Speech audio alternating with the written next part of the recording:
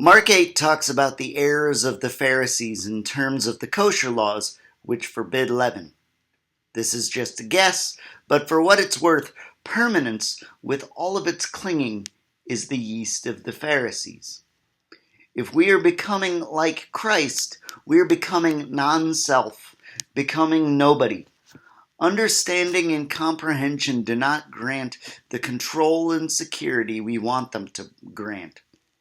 So Jesus says, see and hear without understanding or comprehending, or rather, sustain seeing and hearing beyond the point that understanding and comprehension cease. Sometimes it's giving up efforts to control that reveals to us what a storm we're actually in. And some of the things we find there are a bit scary. Basic human needs are instinctual drives so strong they sometimes appear to be both sentient and other. In other words, our basic human needs sometimes seem like little intelligent beings inside us that only want one thing. That's why the Desert Fathers talked about struggling with demons and the 8 evil thoughts. It paints with a little bit of a darker brush than I would prefer, but I understand the impulse. In the storm, the apostles thought they were seeing a ghost, and they were terrified. Some of the mechanisms of humility and non-self can be a bit intimidating because they involve giving up the willful, adrenaline-fueled posturing we have come to call ourself. So when Jesus walked on water, he appeared to be a ghost, just like basic human needs appear to be demons to ancient monks. In the storm that our own complex of desires can sometimes appear to be, our higher self can sometimes appear scary or ghost-like as well.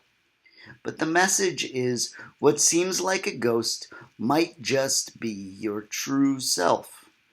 And to overstretch the message a bit, the voices in the psyche that seemed demonic, sentient, and foreign may just be basic human needs. And the text takes it a step further. It says, take heart, it is I, do not be afraid. So it isn't a demon, and we'll talk about who it is. To take Christ into the boat is to commit to the fact that Christ can become literally present in varieties of intelligence that seem foreign and scary.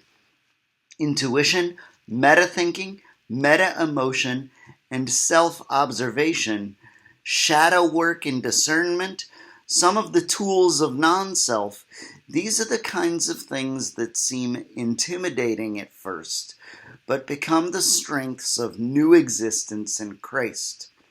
And why? What's the point?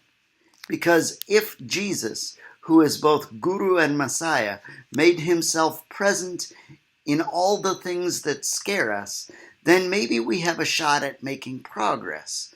Because now, see, since all things are Christ, the situations that used to terrify us fill us with devotion.